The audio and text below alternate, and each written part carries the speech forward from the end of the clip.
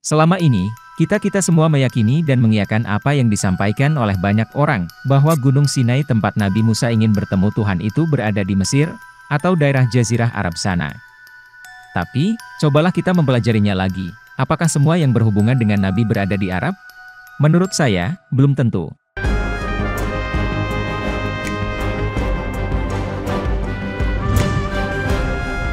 Perbedaan pendapat adalah hal biasa dalam dunia tafsir. Begitu juga dalam menafsirkan, di mana lokasi real Bukit Tursina, atau Gunung Sinai. Ada yang menyebutkan, keberadaan Bukit Tursina, yakni wilayah Mesir, tepatnya di Gunung Musa, atau disebut juga dengan Sinai, yang sekarang sudah terkenal dikunjungi wisatawan. Namun, terkenal, bukan berarti benar. Versi kedua, Tursina terletak di barat daya Syam, yakni di Gunung Az-Zaitun, sekitar Bukit Baitul Maqdis Palestina. Pendapat ini lebih banyak disepakati ulama, namun tidak terkenal seperti di Mesir. Sedangkan versi ketiga, terletak di sebelah selatan Nablus Palestina. Versi ini hasil penafsiran yang mengaitkan dengan penyebaran Yahudi dari sekte Samiri. Selain itu, ada pula perbedaan pendapat mengenai lokasi tempat Nabi Musa berdialog dengan Tuhan, dengan lokasi tempat Nabi Musa menerima 10 perintah Tuhan. Kemudian, jika kita melakukan kajian etnolinguistik terhadap Alkitab Perjanjian Lama dan Al-Quran, ternyata ciri-ciri tentang Gunung Sinai yang disebutkan dalam Alkitab ataupun Al-Quran, justru merujuk ke lokasi di Nusantara, yakni tepatnya di Pulau Sumatera.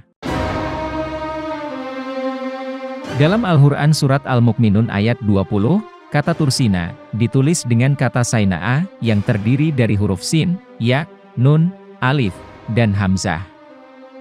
Kemudian di dalam surat Atin ayat 2, kata Sinai, ditulis sebagai Siinin, yang terdiri dari huruf Sin, Ya, Nun, Ya, dan Nun.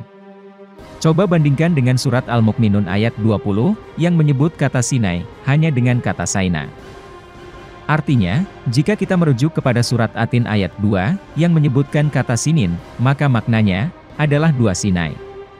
Ini sama halnya dengan kata Saba, yang ditulis oleh Al-Quran dengan kata Sabain, yang bermakna dua Saba. Di mana, ayat 15 surat Saba ini, sedang menerangkan kaum Saba itu tersebar di dua negeri. Kemudian, jika kita melihat Alkitab Perjanjian Lama Kitab Keluaran disebutkan, setelah mereka berangkat dari Elim, tibalah segenap jemaah Israel di padang gurun Sin, yang terletak di antara Elim dan Gunung Sinai pada hari yang ke-15 bulan yang kedua, sejak mereka keluar dari tanah Mesir.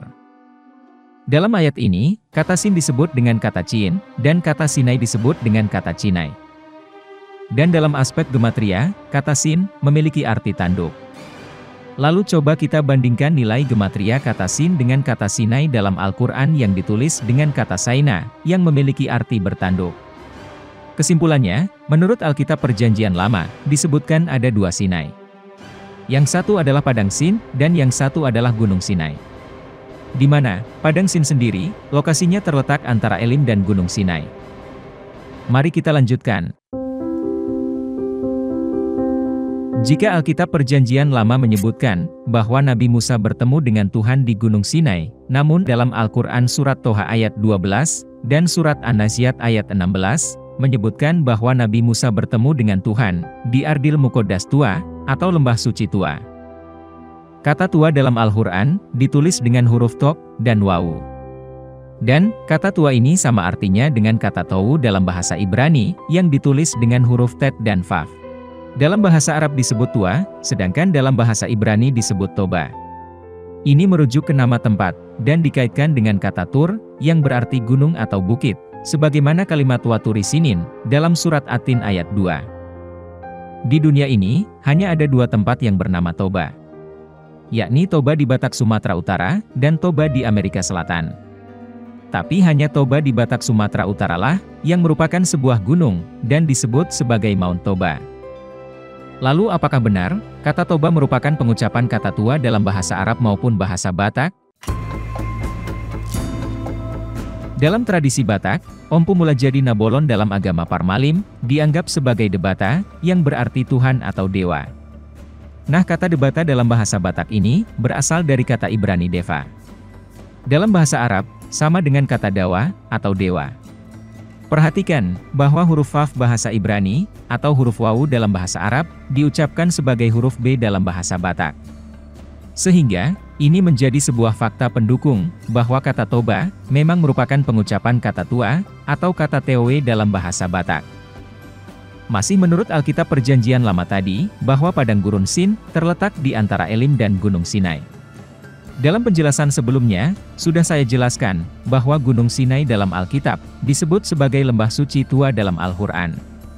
Sehingga kita dapat mengatakan, bahwa Sinai, adalah sama dengan tua. Dan tua dalam bahasa Ibrani, dibaca Tob, kemudian dalam bahasa Batak, dibaca Toba. Sehingga, Gunung Sinai, adalah Gunung Toba. Lalu, apakah ada padang Sin di dekat lokasi Gunung Toba? Jawabannya, ada. Dalam Alkitab Perjanjian Lama, padang Sin ditulis dalam bahasa Ibrani sebagai Chin, yang berarti thorn, atau tanduk. Dan ternyata, dekat lokasi Gunung Toba, terdapat kawasan kaldera yang bernama Gunung Sipiso-Piso, yang artinya adalah Gunung Tanduk Banua. Sehingga, padang gurun Sin yang berada dekat Gunung Sinai yang disebut dalam Alkitab Perjanjian Lama itu, adalah Gunung Sipiso-Piso, atau Gunung Tanduk Banua yang berlokasi tidak jauh dari Gunung Toba. Dan dalam Alkitab Perjanjian Lama tadi juga disebutkan, bahwa tidak jauh dari lokasi padang gurun Sin dan Gunung Sinai, terdapat lokasi yang bernama Elim, yang dalam bahasa Ibrani ditulis Elim, yang merupakan kata turunan dari akar kata Ail. Ini mengandung dua arti, yakni, strongman, dan trace. Kaitannya dengan arti kata yang pertama, yakni sebagai leader atau pemimpin, atau strongman, orang yang dituakan.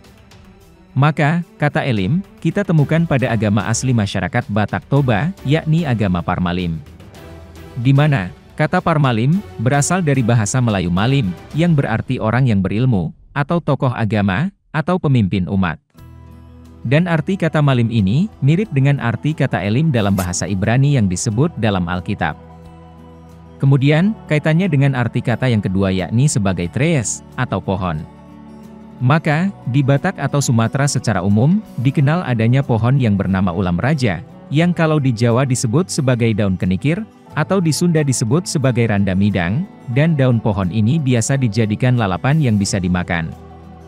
Kita buka lagi Al-Quran Surat Al-Mukminun ayat 20, di sini disebutkan, pohon yang tumbuh dari Tursaina, menghasilkan minyak dan kuah, bagi orang-orang yang memakannya. Di sini jelas dikatakan, kalau di Gunung Saina, terdapat pohon yang dapat dimakan. Dan ini sepadan dengan kata ulam raja, atau daun kenikir yang bisa dijadikan makanan lalapan pembangkit selera. Pohon yang bisa dimakan dan membangkitkan selera, rasanya sulit kita temukan di Gunung Batu di Mesir ini. Bahkan kita sulit menemukan tanaman di sana, apalagi sampai membangkitkan selera makan. Kemudian, Gunung Sinai berada, tidak jauh dari lokasi diutusnya Nabi Syuaib. Nama negeri itu, adalah Madian. Banyak pendapat yang menyebut, kalau Madian terletak di Jazirah Arab.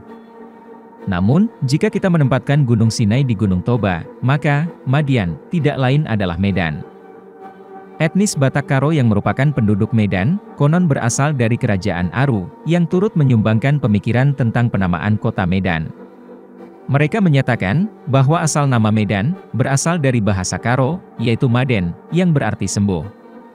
Sebab, hikayatnya dahulu di pinggir sungai Deli dan Babura, banyak penderita lepra atau kusta, dan kemudian sembuh. Maka, kata sembuh Maden dalam pengucapannya, disesuaikan dengan bahasa Melayu menjadi Meda. Kata Maden sendiri merupakan transliterasi dari bahasa Ibrani Midian, atau bahasa Arab Madian, ke dalam bahasa Indonesia. Seperti transliterasi beberapa kata berikut ini. Berarti, kita sudah punya 4 data pendukung yang menjadi argumen, bahwa yang dimaksud Gunung Sinai dalam Alkitab, atau lembah suci tua dalam Al-Quran, merujuk ke Gunung Toba. Kemudian, kita masuk data pendukung kelima. Dalam sejarah disebutkan, bahwa Nabi Syuaib, diutus kepada kaum Madian karena saat itu, kaum Madian menganut kepercayaan Tuhan Baal. Jika Madian adalah Medan, pertanyaannya, apakah di Medan ada sisa-sisa peninggalan kepercayaan terhadap Tuhan Baal? Jawabannya, di Padang Sidempuan, terdapat peninggalan kuno bernama Biaro Bahal. Di mana, secara fonetik linguistik, kata Bahal memiliki kemiripan dengan kata Baal. Dalam Alkitab Perjanjian Lama Kitab Bilangan disebutkan, dan ketika awan telah naik dari atas kemah, maka tampaklah Miriam kena kusta, putih seperti salju. Ketika Harun berpaling kepada Miriam, maka dilihatnya bahwa dia kena kusta. Kemudian lanjutannya disebutkan, jadi dikucilkanlah Miriam keluar tempat perkemahan 7 hari lamanya, karena kusta. Dan bangsa itu tidak berangkat, sebelum Miriam diterima kembali. Kemudian berangkatlah mereka dari Hasrot, dan berkemah di padang gurun Paran. Pertanyaannya, di manakah lokasi padang gurun Paran tempat Miriam saudara perempuan Nabi Musa dan Harun dikucilkan karena menderita penyakit kusta? Jawabannya, ada pada kitab Bilangan 10 ayat 12. Lalu berangkatlah orang Israel dari Gunung Sinai menurut aturan keberangkatan mereka, kemudian diamlah awan itu di padang gurun Paran. Ternyata, lokasi Paran pun masih berdekatan dengan lokasi Gunung Sinai, atau Gunung Toba yang sudah kita jelaskan tadi. Paran dalam bahasa Ibrani, ditulis dengan huruf P, Res, dan Nun. Sepadan dengan dalam bahasa Arab ditulis huruf Fak, Rok, dan Nun, dan dibaca Faran. Faran sendiri, adalah penyebutan untuk kota Barus di Tapanuli Utara oleh para ahli sejarah Arab, yang dalam bahasa Arab disebut sebagai Faransur. Dan memang, kota Barus di Tapanuli Tengah, juga berlokasi tidak jauh dari Gunung Toba, yang masih sama-sama terletak di Provinsi Sumatera Utara. Sekali lagi saya tegaskan, bahwa ini hanyalah sebatas hipotesis, yang bisa benar dan bisa juga salah. Semoga ijtihad pemikiran ini, bisa menjadi awal kajian dan bahan diskusi lanjutan, yang membangkitkan nalar dan logika berpikir yang lebih kritis dan mendalam, guna mengungkap fakta kebenaran yang sesungguhnya.